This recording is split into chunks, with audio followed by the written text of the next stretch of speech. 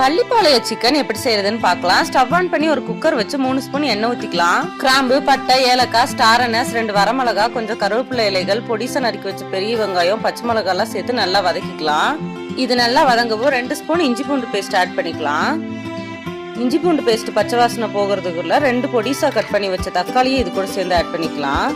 இப்ப தனியா stove on பண்ணி ஒரு கடாய் வச்சு மல்லி, மிளகு, சீரகம், சோம்பு எல்லாம் 1 ஸ்பூன், 1 பீஸ் ஏலக்காய், பட்டை, கொஞ்சம் கருவேப்பிலை இலைகள் சேர்த்து ட்ரை ரோஸ்ட் பண்ணி அதை அரைச்சுக்கலாம். இந்த பக்கம் வெங்காயம், தக்காளி வதங்கினோடனே உப்பு, மல்லித்தூள் 2 ஸ்பூன், சிக்கன் பவுடர் 1 ஸ்பூன் எல்லாம் சேர்த்துக்கலாம். கைப்பிடி அளவுக்கு பொடிசா கட் பண்ணி வச்ச தேங்காய் இது கூட ஆட் பண்ணிக்கலாம். இப்ப 2 தடவை நல்லா மஞ்சள் தூள்ல வாஷ் பண்ணி வச்ச சிக்கனை இது கூட ஆட் பண்ணி நல்லா மிக்ஸ் பண்ணிக்கலாம். நல்லா இதை மிக்ஸ் பண்ணி விட்டுட்டு உப்பு போதுமான்னு பார்த்து குக்கர் மூடி போட்டுடலாம். ஒரு 2ல இருந்து 3 விசில் வரட்டும். இப்போ ஓபன் பண்ணி மல்லித்தலையை தூவி மிக்ஸ் பண்ணி எடுத்தோம்னா நம்ம டேஸ்டியான பள்ளிப்பாளையம் சிக்கன் ரெடி. இது இட்லி, தோசை, சப்பாத்தி எல்லாத்துக்கும் ஒரு பெஸ்ட் காம்போவா இருக்கும்.